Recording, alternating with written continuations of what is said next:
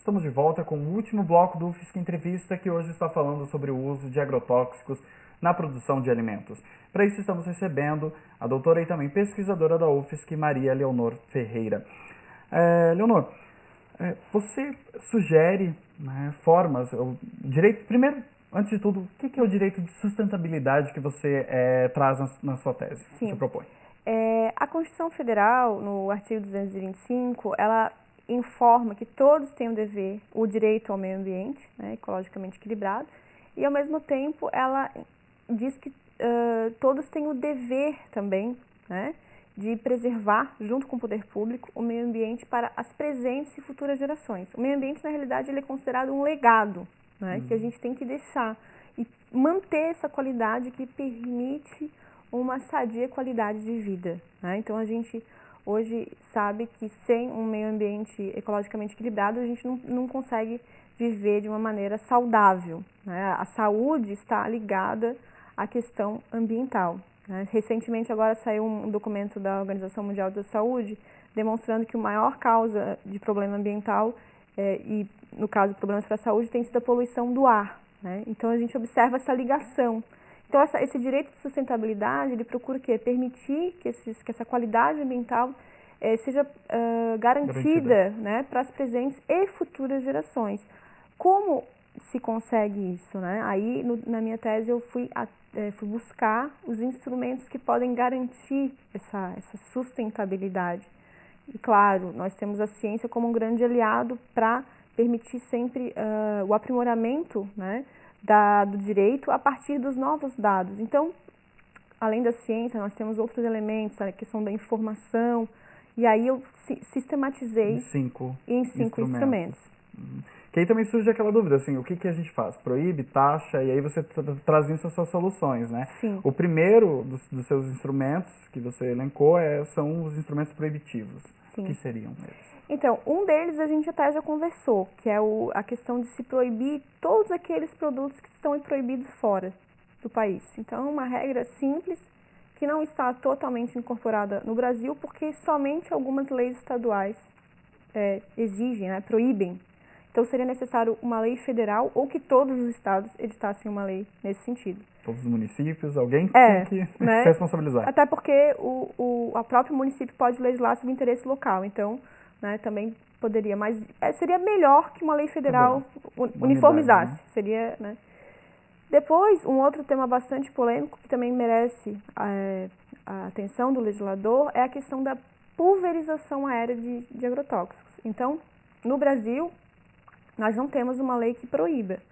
Já existem estudos da Embrapas demonstrando a poluição que é difusa decorrente dessa forma de aplicação, de maneira que hoje é necessário, né, proibir totalmente a pulverização aérea. Temos que ser radical nesse ponto, né?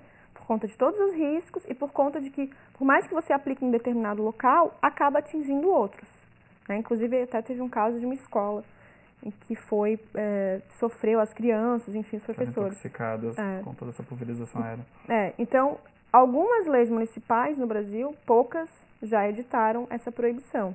Mas também seria o caso de uma postura mais ativa, né? Uma lei federal também.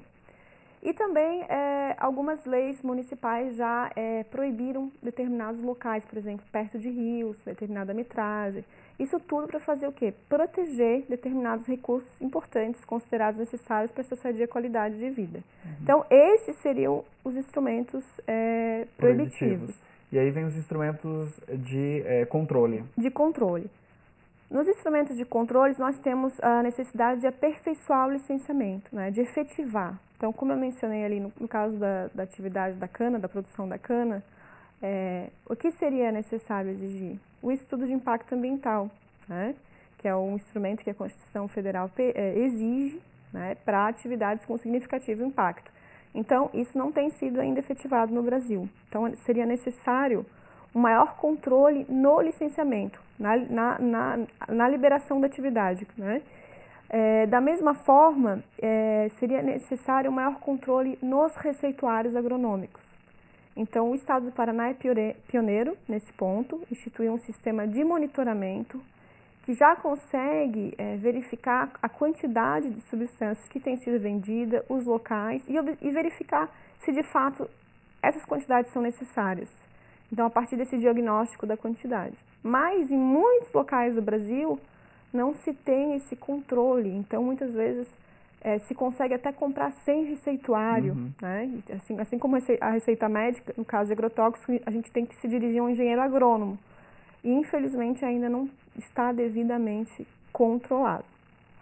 E, por fim, também, nesses instrumentos de controle, nós temos a necessidade de instituir a reavaliação periódica das substâncias. Então, eu mencionei que não há o prazo e que deveria ter para justamente permitir essa comunicação entre o direito e a ciência, garantindo produtos menos tóxicos, mais seguros.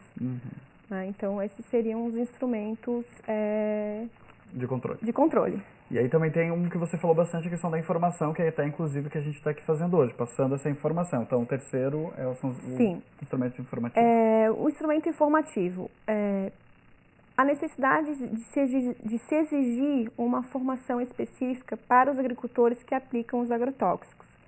Isso na União Europeia passou a ser a regra. Então, só pode agora aplicar o agrotóxico aquele que fez um curso específico.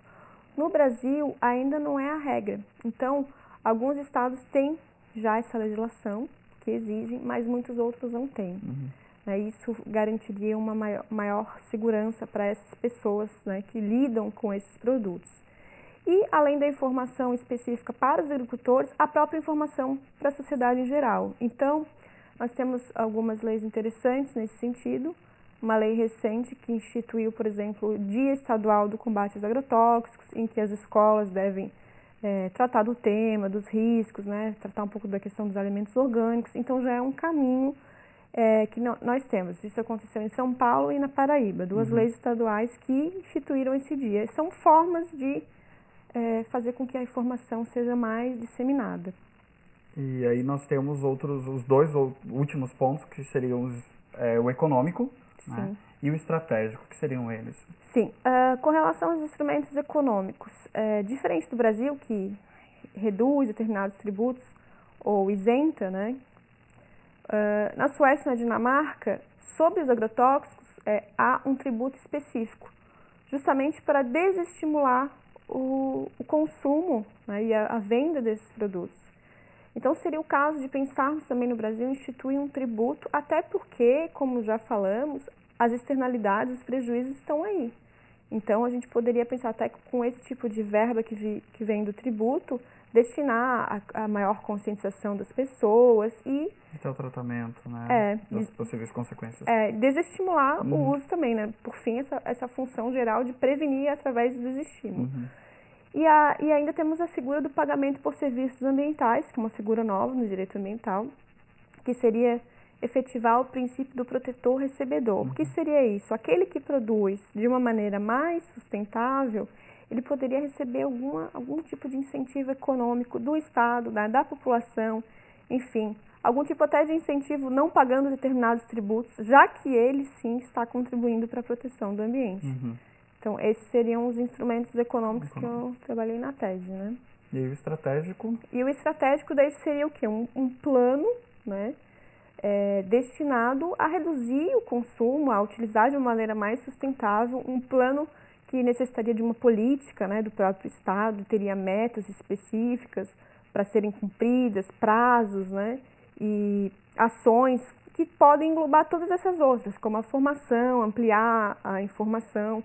Aí seria uma estratégia mais, digamos assim, a longo prazo, né? Uma meta do Estado que passa a incorporar essa preocupação, que é o que tem sido feito, por exemplo, na União Europeia, que tem instituído esse tipo de plano para, de fato, enfrentar o problema e, né, buscar soluções. Leonor, quero muito te agradecer pela presença, por ter se debruçado sobre esse assunto e ter feito uma pesquisa muito importante para todos nós brasileiros. Muito obrigado. Obrigado também pela participação, foi um prazer. E você de casa também, muito obrigado pela companhia. O nosso UFSC Entrevista está terminando, mas você pode continuar nos acompanhando através da nossa página no Facebook, a página da TV UFSC, e também pelo nosso canal no YouTube. Até a próxima segunda-feira.